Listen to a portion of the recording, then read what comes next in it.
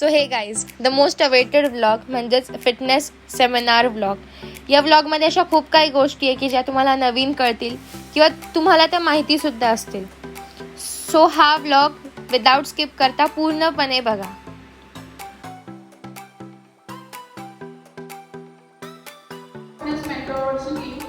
आणि आता Shrikant owner Nanashri fitness क्लबचे आणि अमित कोके सर आता ते लोक इथे जे फिटनेसबद्दल तुमचे जे काही क्वेरीज असणार किंवा डाउट असणार ते तुम्ही शेअर करू शकता, विचारू शकता.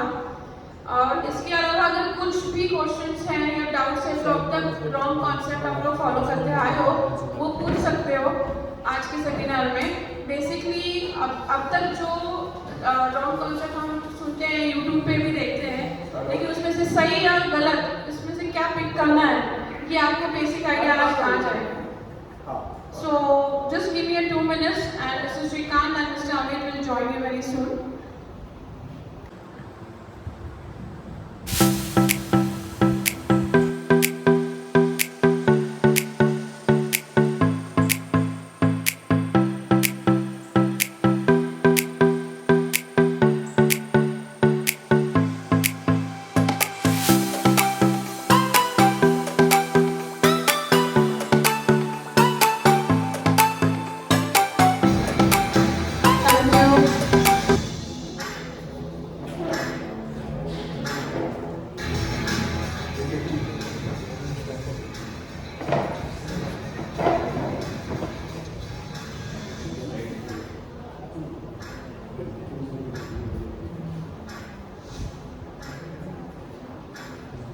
Hi everyone. हॅलो. कुठल्या लँग्वेजमध्ये बोलायचं? Hindi, English, Marathi?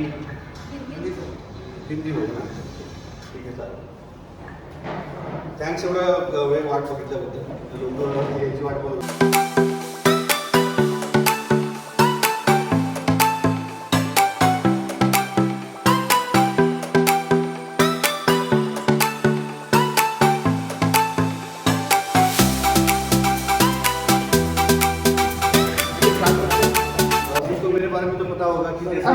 Mr. Amit, Mr. Srikanth wants to तुम्हाला खूप वेलकम करायचं आहे त्यांना खूप वेळापासून.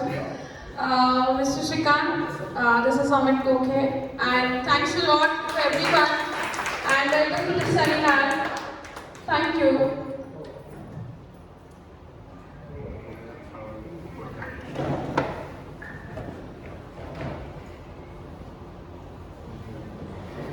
नानाजी फिटनेस क्लब ने जितने भी ऐसे ऐड किया होगा सबको मालूम रहेगा मेरा नाम जो भी है. ओके, अमित कोके. और दूसरी बात है कि फिटनेस की जर्नी कैसे स्टार्ट करना. सिर्फ एडमिशन ले लिया मैंने और पैसे भर दिए बस मैं वर्कआउट करने आ रहा हूँ, वो चीज़ नहीं होती है. तो सिस्टमेटिक चीज़ें होनी चाहिए. जैसे हम लोग ने जैसे सेलिब्रिटी क्लाइंट्स हम लोग हैंडल करते हैं तो कैसा होना चाहिए. तो एक एक बॉडी पार्ट पे वर्कआउट होगा. समझ गया. ऐसा नहीं होता है कि जैसे मैं आ गया आज मंडे है तो मैंने कुछ भी किया, वैसे कोई सब चीज़ें नहीं है. उसका एक वर्कआउट प्लान होता है कि आप कैसे डिसाइड करें कि आपका वर्कआउट प्लान कैसा है. समझ गया. जैसे एक एग्जांपल देखा जाए तो कार्डियो मुझे करना है तो सबको क्या लगता है कि कार्डियो से क्या होता है? बताओ मुझे. फैट लॉस होता है. ओके, और दूसरी चीज़ क्या क्या होगी मैं जानना चाहता हूँ सबसे पहले. क्यों? क्योंकि मुझे आंसर मुझे मिलेंगे ना तो मैं बताऊंगा कि फैट लॉस करना है, करते हैं या नहीं करते, इससे क्या होता है, वो सब चीज़ें. क्योंकि यहाँ पे मैं क्यों आया हूँ कि आपको नॉलेज दे सकूँ और एक प्रॉपर गाइडेंस हो सके, इस वजह से मैं यहाँ पे. ठीक है, तो मुझे जवाब आप दो कि कार्डियो करने से क्या होगा. सिंपल बात. कार्डियो आपको मालूम है क्या होता है? रनिंग, वॉकिंग, इलेक्ट्रिकल, साइकिलिंग हो गया, स्विमिंग हो गया, है ना, इसको कार्डियो बोला जाता है. जो कंटिन्यूस मूवमेंट हो इसको कार्डियो बोला जाता है. तो कार्डियो से क्या होगा मुझे बताइए. फैट बर्न होता है. ओके, और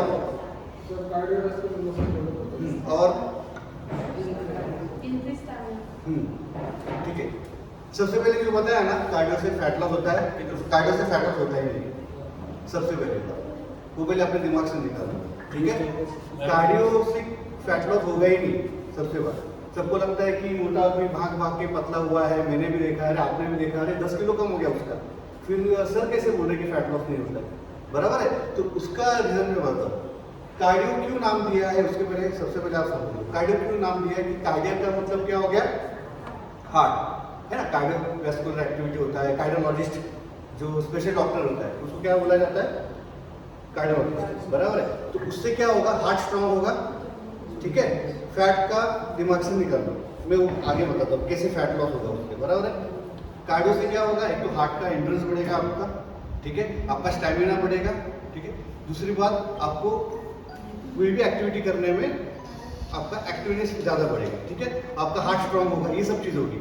फैट लॉस क्यों नहीं हो रहा है, जैसे मैंने बोला कि मोटा आदमी भाग भाग के पतला हुआ, ठीक है, वो भी आपने देखा, मैंने भी देखा, अरे 10 किलो भी कम हो गया। लेकिन क्या होता है, एक हार्ट रेट होता है, जैसे कि एज रहेगा, समझो 35 एक पर्सन का एज पकड़ते हैं, ठीक है, तो उसका हार्ट रेट होना चाहिए, हम हार्ट कैलकुलेट करते हैं, हार्ट रेट कैलकुलेट करके वो कैलकुलेट करने के बाद कार्डियो का एक्टिविटी दिया जाता है। तो कैसे होगा, समझो 35 का एज का कोई पर्सन है, उसका हार्ट रेट होना चाहिए 168 के करीब या 170 के करीब, ठीक है। अभी कोई भी आदमी जब वॉकिंग करता है तो उसका हार्ट रेट कितना होना चाहिए, हार्ट रेट कैसे काउंट करते हैं मालूम है आपको, जैसे कि ट्रेडमिल होगा, उसके ऊपर स्टील का रॉड होता है, जो भी नहीं होता है, वहाँ पे तुमने हाथ रखा तो आपका हार्ट रेट वो स्क्रीन पे बताएगा, ठीक है। तो आपका हार्ट रेट वॉकिंग इस पर कितना होना चाहिए, 125 है, बाद में धीरे धीरे धीरे 130, फिर 140, 150, 160। जब आदमी ओवर रनिंग करने लगेगा तो हार्ट रेट 170 के ऊपर जाना चाहिए। मैंने हार्ट रेट कितना निकाला है वो आदमी का 170, तो 170 के ऊपर आपका हार्ट रेट जा रहा है। तो कैसे, मोटा आदमी बहुत है, उसको बहुत पैशनेट होता है कि नहीं मुझे रनिंग करना है, तो ओवर रनिंग करने लगता है। रनिंग करना ओवर रनिंग करना बहुत अलग अलग बात, ठीक है। 170 के ऊपर चले हार्ट रेट तो क्या होगा, आपका मसल लॉस होने लगेगा, समझ गया। तो ऐसा रनिंग करना है कि मेरा 170 के ऊपर हार्ट रेट जा रहा है तो मैं स्पीड कम कर दूं, मुझे 170 के अंदर भागना है, समझ गया। 170 के अंदर मुझे रनिंग करना है, मैंने 170 के ऊपर रनिंग करने लगा तो क्या होगा, मेरे मसल लॉस होने लगेंगे। इसलिए मोटा आदमी भाग भाग के पतला हुआ, लेकिन देखना उसका बॉडी कभी भी ऐसा बॉडी टोन अप नहीं दिखेगा, आपको बॉडी फ्लैबी दिखेगा, है ना। फ्लैबी का मतलब होता है फैट लटकते रहना, ऐसे, बराबर ना। ऐसा वो एक बॉडी टोन हुआ क्या उसका, नहीं, बॉडी ऐसा दिख रहा है क्या, कुछ नहीं, उसने क्या किया, अपनी मसल लॉस कर दी। अब भी फैट लॉस किससे होगा, फैट लॉस किससे होगा, आपका वेट ट्रेनिंग से होगा, जो आप वेट ट्रेनिंग करते हैं, है ना। सबसे पहले क्या होता है, समझो मैंने मसल कोई भी डंबल या कोई भी उठा लिया, ठीक है, डंबल मैंने उठा लिया तो क्या होता है, मसल कॉन्ट्रैक्ट होगा, है ना। कॉन्ट्रैक्ट होने के बाद मसल ब्रेक होगा, आपने वेट वहाँ पे दिया तो मसल ब्रेक होने के बाद उसके सेल होते हैं, वो नए जनरेट होना शुरू होते हैं, ठीक है। फिर उसके फैट लॉस अपना प्रोसेस शुरू होगा जब आप न्यूट्रिशन डालेंगे, ये चीज़ें होती है। तो फैट लॉस करना है मैक्सिमम तो आपको वेट ट्रेनिंग करना पड़ेगा, कार्डियो से फैट लॉस नहीं होगा। पसीने का मतलब ये नहीं होता है कि फैट लॉस हो रहा है, पसीने का मतलब होता है कि बाहर का वाटर इनटेक है वो बाहर आ रहा है, वो दो तरीके से आएगा, कौन सा, एक तो पसीना और दूसरा यूरिन से, है ना। बॉडी का वाटर बाहर कैसे आएगा, दो चीज ना, एक पसीना और यूरिन से। ऐसे रहता फिर जिम ज्वाइन क्यों कर रहे हैं आप, बाहर खड़े रहो ना, वैसे ही पसीना आ जाएगा, वैसे ही फैट लॉस होगा, समझ गए। तो पसीना और फैट कोई रिलेशन नहीं उसका, ये अलग चीज है, ये अलग चीज है, समझ गए। फैट लॉस करना है मुझे तो वेट ट्रेनिंग करनी पड़ेगी। लेडीज और जेंट्स, तो आप बोलेंगे अरे लेडीज में वेट ट्रेनिंग करना चाहिए क्या, लेडीज में वेट ट्रेनिंग करना चाहिए, जेंट्स में भी करना चाहिए। क्या होता है, समझो मैं हूँ, मैं अच्छे तरह से वेट ट्रेनिंग बहुत अच्छे तरह से कर रहा हूँ, एक लेडी है वो भी सेम वेट उठा रही है जो मैं 50 का वेट उठा रहा हूँ, या सेम वर्कआउट कर रहा हूँ, सेम डाइट, सब सेम कर रहा हूँ, लेकिन मेरे क्या हो गए, मसल परसेंटेज बढ़ेगा और फैट लॉस होगा। लेडीज का क्या होगा, मसल परसेंटेज नहीं बढ़ेगा, समझ के, उनका मैक्सिमम फैट लॉस होके बॉडी टोन अप होगा। क्यों ऐसा, क्योंकि ईस्ट्रोजन, लेडीज में ईस्ट्रोजन हार्मोन्स होते हैं, वो कभी भी मसल इंक्रीज नहीं करेंगे, समझ गए। जेंट्स में टेस्टोस्टेरोन हार्मोन्स होते हैं, वो हमेशा मसल इंक्रीज करते हैं। तो दोनों ने भी एक साथ वर्कआउट शुरू किया तो मेरे मसल बढ़ेंगे और फैट लॉस होगा। इनका क्या होगा, बॉडी टोन अप होगा और फैट लॉस होगा, समझ गए। जैसे आपने बहुत सेलिब्रिटी या हीरोइन लोगों को देखा होगा, बराबर, उनका बॉडी कैसा होता है, फुल टाइट होता है, फ्लैबी नहीं होता है ना। फ्लैबी का मतलब होना बॉडी लटकना, समझ रहे, मुझे वैसा बॉडी नहीं चाहिए। ठीक है, अभी एक एग्जाम्पल बता रहा हूँ कि समझो एक 60 वेट की लेडी है, वो बहुत मोटी है ना, और एक 60 वेट की लेडी, उसका फिगर परफेक्ट है जैसे आप लोगों को चाहिए, 32 है ऐसे, बराबर है। तो मुझे बताइए, इसका भी वेट 60 है, इसका भी वेट 60 है ना, तो वेट मायने रखेगा? नहीं रखेगा। तुमको कौन सा बॉडी चाहिए? फिट वाला ना, तो फिर तुम वेट पे क्यों ध्यान दे रहे हो? समझ गए, वेट मायने नहीं रखेगा आपके फिटनेस जर्नी में, समझ गए आप? मैंने आपको क्या बोला कि 60 वेट की लेडी है, फैट है, और ये फिगर इसका परफेक्ट है 60, तो मायने रखेगा वेट? नहीं, मुझे ऐसा बॉडी नहीं चाहिए ना, मुझे ऐसा चाहिए, समझ गए? तो मुझे वेट पे ध्यान नहीं देना है। सब होता है ना, मुझे वेट लॉस करना है, वेट लॉस नहीं करना है, मुझे फैट लॉस करना है, समझ गए? मुझे बताइए कि आज आपने खाना खा लिया, उसके बाद वेट करो 2 किलो, आपका 60 वेट समझो बता रहे हैं, फिर शाम को वॉशरूम जाएंगे, सब खाली हो जाएगा, वापस 2 किलो कम। तो ऐसा क्या जादू हो गया उसमें कि 2 किलो कम हो गया आपका वेट? नहीं, समझ गए? आपको अंदर से महसूस होना चाहिए कि मेरा कितना फैट लॉस हो रहा है, समझ गए? वेट पे कभी भी ध्यान नहीं देना, समझ गए आप? वेट ट्रेनिंग करने से ही आपका फैट लॉस होने वाला है और मसल बिल्डअप होगा, लेडीज का फैट लॉस होके बॉडी ग्रोथ होगा, समझे? ये चीज याद रखना। कार्डियो से कभी भी फैट लॉस नहीं होगा, बराबर है? मैं 10 किलो कम करवा सकता हूँ 1 महीने में, क्या करके? कार्डियो करके, उसको भगा इतना भगाऊंगा कि उसको डाइट भी करने का जरूरत नहीं है, वैसे ही 10 किलो कम हो जाएगा, लेकिन वो गलत तरीका हो जाएगा। अपर बॉडी का सबसे बड़ा मसल कौन सा है? बैक। उसके बाद सेकंड मसल कौन सा रहेगा? चेस्ट, है ना, फिर बाद में शोल्डर, सिक्वेंसाइज करता हूँ शोल्डर, उसके बाद ट्राइसेप, उसके बाद बाइसेप। बाइसेप तो छोटा मसल, ठीक है? अभी उसके हिसाब से मुझे सेट देनी है, समझ गए? अभी मेरा चेस्ट वर्कआउट है, ठीक है, अभी ये मेरा बड़ा मसल है, ठीक है, तो मुझे कम से कम अभी चेस्ट के ऊपर 3 फाइबर है, ठीक है? जैसे बोलते हैं कि अपर चेस्ट हो गया, लोअर चेस्ट हो गया, है ना, ऐसा अपर लोअर मिडल, तो ऐसा होता नहीं है, वो फाइबर के हिसाब से काम करते हैं सब लोग, ठीक है? अभी चेस्ट के फाइबर जो होते हैं वो ऐसे आएंगे, ये सीधा, तो आज मेरे मंडे को किया चेस्ट शोल्डर, ठीक है, तो अगले मंडे को मुझे चेस्ट शोल्डर करना है, लेकिन मेरा इंटेंसिटी कितना है उसके ऊपर मैं डिपेंड करूंगा कि मुझे अगले मंडे को करना है, बराबर है? अब जब मैं chest pushing muscle, chest shoulder tricep के अंदर हिप बोन जॉइंट है, बराबर? अभी मैंने क्या बोला कि लोअर बैक का जो आजू बाजू का मसल है वो तुमने डेवलप नहीं किया, तो लोअर बैक का इशू हुआ, बराबर है? अभी मेरा हिप है, यहाँ पे मैं अच्छी तरह से उसको वर्क नहीं कर रहा हूँ, बराबर है? वो जो बोन्स के मेरा ये सॉकेट है वो हमेशा वीक ही रहेगा। अभी मेरे बहुत हिप और ये सब चीज़ें बहुत अच्छी तरह से मसल मेरा डेवलप है, तो आपका ये चीज़ ऐसे नहीं होगा एज बढ़ने के बाद, बराबर है? तो इसलिए मैं बोल रहा हूँ कि सिर्फ एक्सरसाइज करने यानी बॉडी बनाने के लिए मुझे नहीं करना है, मुझे बॉडी अच्छा भी दिखना चाहिए, अच्छा लुक भी दिखना चाहिए। दूसरी बात मेरा इंजुरी जो है इंटरनल ऑर्गन स्ट्रॉन्ग, प्रोटीन से सब कुछ होता है, बाल से लेके आँख से लेके सब डेवलप करता है, बराबर? आप नॉर्मल शैम्पू भी देखो, उसमें बहुत बताया जाता है कि प्रोटीन कंटेंट इसके अंदर है, सब में प्रोटीन कंटेंट है। प्रोटीन ही ऐसा एक चीज़ है कि वो बॉडी डेवलप करेगा और मैक्सिमम फैट लॉस करेगा, समझ गए? अभी इतना याद रखो कि जो डब्बा आता है ना, प्रोटीन का डब्बा है, वो जादू का डब्बा नहीं है, खाने से बॉडी होगा नहीं होगा, वो एक अच्छा खाना है, इतना याद रखो, समझ गए? उन्होंने क्या किया है, दूध से प्रोटीन बनाया हुआ है, दूध से उसको प्यूरिफाई किया जाता है, आइसोलेट किया जाता है, बहुत सारा प्रोसीजर होता है और वो महंगा भी आता है, तो उसको इतना करके इतने स्कूप में लेके आया है, उसमें 25 ग्राम प्रोटीन है। अभी मैं उसका कैलकुलेट करूँ ना 25 का, तो कम से कम सोचो कि 10 अंडे खा रहे आप। मैंने आपको बोला कि आप 10 अंडे खाओ, आधे किलो चिकन खाओ, इतना दही, इतना दूध, ऐसा इतना बड़ा खाना खाओ, आप खा पाओगे? नहीं। तो उन्होंने क्या किया, इतना बड़ा खाना जो है वो इतने में ले लिया। प्रोटीन का मतलब, मेरे सप्लीमेंट का मतलब ये होता है, वो जादू का डब्बा नहीं, खाने से बॉडी होने वाला है। और प्रोटीन सबको ही चाहिए, ऐसा मत समझो कि मैं जिम में जा रहा हूँ तो मैं प्रोटीन कंटेंट बढ़ाऊंगा या मैं सप्लीमेंट नहीं लूंगा, लेकिन नॉर्मल लेना ही है, वो मील रिप्लेसमेंट है। सर उसका शेड्यूल कैसे रखना चाहिए? शेड्यूल वर्कआउट के बाद समझो आप वेट ट्रेनिंग करते हो या समझो मैं एक्सरसाइज कर रहा हूँ, तो मुझे 15 मिनट के बाद या 20 कम से कम 4 घंटे के अंदर आपको प्रोटीन शेक आप ले सकते हो। एक्सरसाइज के बाद? एक्सरसाइज के बाद, ठीक है, सबसे पहले मुझे कार्ब्स लोड करने हैं। कुछ लोग प्रेफर करते हैं कि वर्कआउट पहले प्रोटीन शेक लेना। हाँ ले सकते हैं, देखिए कैसा होता है रिक्वायरमेंट के हिसाब से, डाइट का शेड्यूल में रिक्वायरमेंट बॉडी टाइप के हिसाब से होता है कि आपका बॉडी टाइप कैसा है उसके हिसाब से। आज समझो मैंने वेट ट्रेनिंग किया तो मुझे सबसे पहले कार्ब्स लोड करने हैं, ठीक है।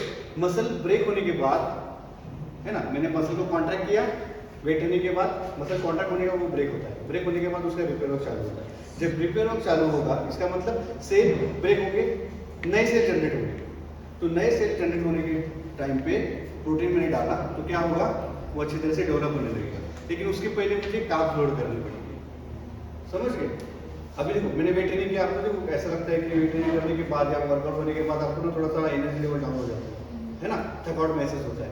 तो आपको सबसे पहले कार्ब्स लोड करने हैं, है ना। प्रोटीन का काम क्या है, मसल बिल्डअप करना, ठीक है, और इंटरनल ऑर्गन और सब डेवलप करना। और कार्ब्स का क्या है, वो एनर्जी प्रोवाइड करता है, ठीक है। तो वर्कआउट के बाद सबसे पहले आप कार्ब्स लोड करेंगे सबसे पहले कि वो बॉडी को एनर्जी दे पाए, है ना। उसके बाद आप प्रोटीन कंटेंट करेंगे, ठीक है। अभी क्या हो रहा है, सब लोग ना कार्ब्स ही खा रहे हैं।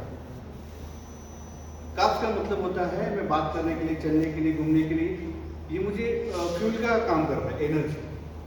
लेकिन आप सिर्फ कैलकुलेट करो ये पूरे इसमें कितना आप प्रोटीन खाते हो, कुछ भी नहीं, 10% भी नहीं खाते, 10 ग्राम भी नहीं खाते, है ना। तो वेट के हिसाब से समझो कि इसका वेट 60 होगा तो कम से कम 100 या 120 ग्राम प्रोटीन मिलना चाहिए। तो तुमने कितना प्रोटीन दिया बॉडी को, कुछ भी नहीं दिया। इस वजह से बोन्स में इशू आना, बहुत सारी चीज़ें हैं, ठीक है, वो आप सफ़र कर पाएंगे आगे धीरे धीरे जाकर, बराबर। इसलिए अपने खाने में हमेशा एक थाली होती है, उसमें कैसा होता है, प्रोटीन, फाइबर और कार्ब्स, ये तीनों चीज़ें होती हैं उसमें, तो ही वो एक अच्छा खाना होता है। तुम बोलोगे सब मैं बस वो चपाती, चावल, दाल और सब्जी खाऊंगी, वो क्या खा रहे हैं आप, सिर्फ जिंदा रहने के लिए, बॉडी डेवलप करने के लिए नहीं कर रहे हैं, सिर्फ जिंदा रहने के लिए, एनर्जी, बात करने के लिए, सब चलने के लिए मुझे सिर्फ मैं कार्ब्स ही लोड कर रहा हूँ। कार में सिर्फ मैं पेट्रोल ही डाल रहा हूँ कि चलनी चाहिए, सर्विसिंग कौन करेगा उसका, वो भी चीज़ है ना, सर्विसिंग करेंगे तो गाड़ी अच्छा चलेगा। लेकिन आप कुछ भी नहीं दे रहे बॉडी को, सिर्फ कार्ब्स लोड कर रहे हो। अभी भी बहुत सारे लोग हैं सिर्फ कार्ब्स ही खा रहे हैं, चिकन हो गया, एग्स हो गया, वेजिटेरियन में पनीर, सोयाबीन, उसके बाद कर्ड हो गया, बटर मिल्क हो गया, वो सब चीज़ें बॉडी के अंदर जानी चाहिए तो ही बॉडी धीरे धीरे डेवलप करने लगेगी, समझ गया। आगे कोई सवाल,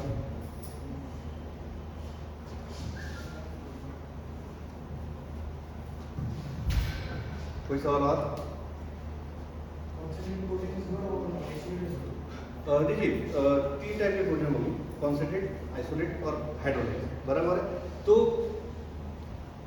कॉन्सेंट्रेट प्रोटीन जो है ना, देखा जाए तो इन्होंने क्या किया, मार्केटिंग के हिसाब से सब चीज़ें की हुई है। VCAA हो गया, VCAA लेने की जरूरत नहीं है, बराबर। इसे अमीनो एसिड है, बराबर, तो वो लेने की जरूरत है, बहुत लोग लेते होगा वो, लेकिन कोई ज़रूरत नहीं है लेने की, ऑलरेडी बॉडी में जनरेट करना है, वो सब चीज़ बॉडी कैटाबॉलिक मोड में होती है। तो कॉन्सेंट्रेट प्रोटीन, मैं तो कॉन्सेंट्रेट प्रोटीन लेता हूँ क्योंकि वो सस्ता भी होता है, दूसरी बात उसमें कंटेंट बहुत ज़्यादा होते हैं। आइसोलेट बहुत अच्छा है, तो उन्होंने क्या लैक्टोज जो होता है, जिसको मिल्क का प्रॉब्लम होती है, जैसे कोई मिल्क में पीने के बाद पेट खराब होता है ना, कॉन्स्टिपेशन का प्रॉब्लम होता है, तो उसके लिए आइसोलेट बहुत अच्छा है। डिपेंड होता है कि आपका टारगेट क्या है और आपका बॉडी टाइप क्या है, समझिए। अभी हाइड्रोलाइज्ड प्रोटीन पहले नहीं लेते थे, हाइड्रोलाइज्ड किस में लेते थे, जो छोटे बच्चे का फूड रहता था ना, उसमें कंपनी हाइड्रोलाइज्ड प्रोटीन डालती है क्योंकि किसको भी एलर्जी नहीं हो पाए, बराबर, वो सब चीज़ें, उसमें हाइड्रोलाइज्ड प्रोटीन यूज होता था। लेकिन अभी इसमें हाइड्रोलाइज्ड प्रोटीन उन्होंने स्टार्ट किया, वो भी अच्छा है। वो जीरो कैसा होता है, कॉन्सेंट्रेट प्रोटीन कम से कम 85% प्योर रहेगा, आइसोलेट 95%, हाइड्रोलाइज 100%। सबके रिजल्ट बहुत अच्छे हैं, बराबर है। आइसोलेट प्रोटीन में क्या होगा, फैट, वो क्या करते हैं, फैट निकाल लेते हैं, तो जीरो फैट हो गया, शुगर भी जीरो हो गया और लैक्टोज भी जीरो हो गया, है ना। तो अभी मुझे पेट का समझो दूध का प्रॉब्लम है, तो मैं क्या करूँगा, कॉन्सेंट्रेट प्रोटीन नहीं लूँगा, मैं आइसोलेट लूँगा उसको, समझ गए। लेकिन आपका बजट है, अभी प्राइस के हिसाब से रहेगा, तो एक 4 का रहेगा तो एक 5 का रहेगा आइसोलेट, और हाइड्रोलाइज 7 का रहेगा।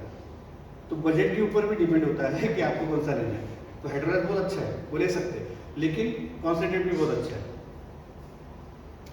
और पानी भी लेना चाहिए या नहीं, कोई लोग नीट नहीं करता। हाँ, वर्कआउट देखो कैसा होता है, जैसे कि समझो मैंने वर्कआउट की बात ली है तो मुझे पानी में लेना है, बराबर है। अभी देखो कैसा था, जैसे प्रोटीन और समझो मैं चिकन और अंडा दोनों का मैं कंपैरिजन बताता हूँ। प्रोटीन जो है ना वो फास्ट ऑब्जॉर्बिंग प्रोटीन है, बराबर है, वो लिक्विड फॉर्म में। आज मैंने प्रोटीन बॉडी के अंदर डाला तो मुझे आधे घंटे बाद 1 घंटे बाद मेरे बॉडी को मिल गया। वही चीज़ प्रोटीन नहीं लिया मैंने और मैंने अंडा या चिकन डाला, वो क्या है, स्लो ऑब्जॉर्बिंग प्रोटीन। वो धीरे धीरे धीरे बॉडी को देगा, लेकिन मुझे ज़रूरत कभी है, मेरे मसल कब ब्रेक हुए, अभी मेरा मसल भूखा है अभी, उसको प्रोटीन चाहिए तो मैं लिक्विड फॉर्म में दे दूँ, ठीक है। बहुत सारे लोग रात को लेते हैं दूध में, प्रोटीन को दूध में डाला वो केसिन हो जाता है।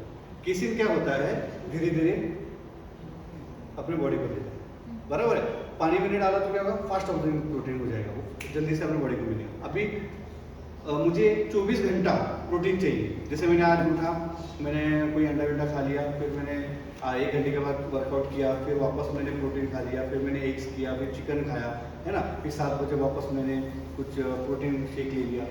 अभी मेरा क्या हो रहा है, मैं रात को 10 बजे सो रहा हूँ और 6 बजे उठ रहा हूँ, तो कितना टाइम है मेरे पास, 9 घंटा। 2 घंटा मेरा क्या हो रहा है, फास्ट हो रहा है, यानी उपवास में हो गया, यानी कुछ भी खाना नहीं खा रहा 9 घंटा। तो फिर क्या करते हैं ये लोग कि वो दूध में पीते हैं प्रोटीन, तो क्या होता है, केसिन में, फिर स्लो ऑब्जॉर्बिंग प्रोटीन है, तो क्या करेगा वो, पूरे रात भर धीरे धीरे धीरे धीरे प्रोटीन देना शुरू हो जाएगा, समझ गए। तो क्या हो गया, मेरे 24 घंटा प्रोटीन मेरे बॉडी को मिला, समझ गए। तो जब डाइटिशियन या जो डाइट बनाते हैं तो बॉडी टाइप के हिसाब से, उसके वर्क के हिसाब से, उसका एक्टिविटी क्या है, उसका एज क्या है, वो फैट है या थीन है, उसके हिसाब से वो शेड्यूल चेंज होगा सब प्रोटीन का, समझ गया।